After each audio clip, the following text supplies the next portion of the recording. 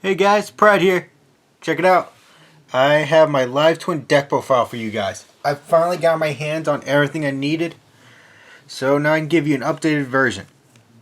Firstly, pretty simple. You want to run 3 live twin Kisikil and 3 over counterpart live twin Leela. Basically, when one is summoned and you control no other monsters, you can summon the other one. Next, their other effects don't come up as much, but it is fun during a clutch game. I actually want to duel with this effect. So anyway, if your opponent attacks while she's on the field, Kisikil, you gain 500 life points. The monster doesn't even have to battle her. It can, as long as a battle is being conducted, you gain the 500. This one works as the opposite. It deals 500 points of damage to your opponent if a battle is conducted while this card's face up. Next, I run 1 Leela Tree and 1 Kisikil Frost. I run them because they're extenders, and they really come in handy when your opponent ashes you or something. I cannot tell you how many times where I summoned one of these. It was ashed, veiled, whatever, and I had the counterpart special summon in the hand, which saved my butt. Next up, so basically, they each have a graveyard effect. If this card's in your graveyard and a battle is conducted with one of your twin monsters, you can banish this card from your graveyard and you can target one monster your opponent controls. It loses attack based on the damage you took. And for this one, if your opponent adds a card from deck to hand other than their draw phase, you can banish this card to draw one. You can also special summon them if their counterpart is on the field. Now for extender plays, I run 3 Parallel Exceed because you can use them for either link climbing or for the rank 4 Exceeds I have in my extra deck.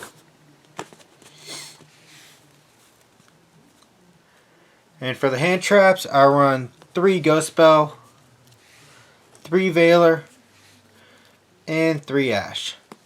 I would run 1 Nibiru because I do have Cross down here, but I honestly don't have a copy. And every time I go to my locals, they're out. Anyway, that's it for the main monsters. Now for the spell cards. First up, we got our Roto of the deck. 3 Live Twin Sunny Snitch. This card is one of your MVPs. When activated, you have the option to search out a Live Twin monster and add it to your hand. And while this card's face up and you control an Evil Twin monster of any kind, every time your opponent special summons or normal summons a monster, they lose 200 life points and you gain 200. But the catch is you can only activate one of these per turn. So if you have 2 in your hand, you can only play one of them that turn. Next up, we have 3 Secret Passwords, which is basically a Rota for your Rota. This lets you search any live or evil twin spell or trap card from your deck and add it to your hand. Then finally, for the last twin package, I run 2 Live Twin Home, which lets you summon a Live Twin monster from your deck by discarding 1 card. But it locks you into Evil Twins from your extra deck for the rest of that turn. Keyword the rest of the turn, so if you can pull your combo off and then use it, hats off to you. For the rest of the spells, I run 2 Triple Tactics, 2 no Crossouts, 1 Called By, and 1 Pot of Avarice because you want to try to recycle your materials to keep the combos going. This deck is pretty grindy and you want to try to have your opponent burn through all their resources and then boom.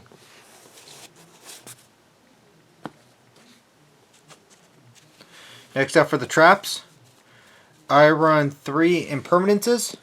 I think that's the plural for this, or is it just Impermanence? Meh. No wonder I didn't do well in school. Anyway, so we all know why. Next, I run 2 Solemn Strikes and 1 Solemn Warning. I would run 3 strikes, but I honestly don't own a copy, so Solemn is the next best option. My friends at my local suggested Judgment. I mean, Judgment is powerful and I would use it, but the cost is so steep, including, especially in this format, I don't really think it's worth it. But hey, you can construct your version of the deck any way you want. I have no right to judge. And then finally, for the extra deck, I run 3 copies of Evil Twin Sunny Snitch. This card is amazing. Like, it's the new boss monster of the deck. First up, if this card is on your field, quick effect, you can get rid of it by sending it to the graveyard to summon a Kisakil and a Leela from your graveyard. So what you want to do is you want to summon both their evil versions so you can get both their effects off in that turn. You can even do it during the battle phase. And during your turn, you can banish this card, send an evil twin from your hand, field, or deck to the graveyard, and it's a non-targeting send, so you can get rid of Jargoon. Next, I run Evil Twin Kisakil. Evil Twin Kisakil has 2 effects. First effect is you can summon a Leela monster from your graveyard. And second effect is, if this card is summoned while you control a Leela monster, you can draw 1 card. And for the final Evil Twin, I run 3 Evil Twin Leela. This card's effect is similar to Kisakil's, when this card allows you to summon a Kisakil monster from your graveyard. And if this card is summoned while you control a Kisakil, you can just draw 1 card on the field. Alright, that's it for the Evil Twins. And now for the rest of the monsters. We got Unchained Abomination, Nightmare Unicorn, Nightmare Griffin, Nightmare Phoenix, and a card that gets me out of a lot of tough jams, Underworld Goddess. This card allows you to link using one of your opponent's monsters, which is really cool. And for the Xyz I was talking about earlier, Baguska. It's a good way to make sure your opponent doesn't play. Alright, so I know a few of my friends are actually trying to build this deck back in my locals. So hopefully they see this video and get some ideas. But anyway, I hope you got some great ideas for your version of the deck. Please like, subscribe, leave a comment down below. And I'll see you guys next time. Later.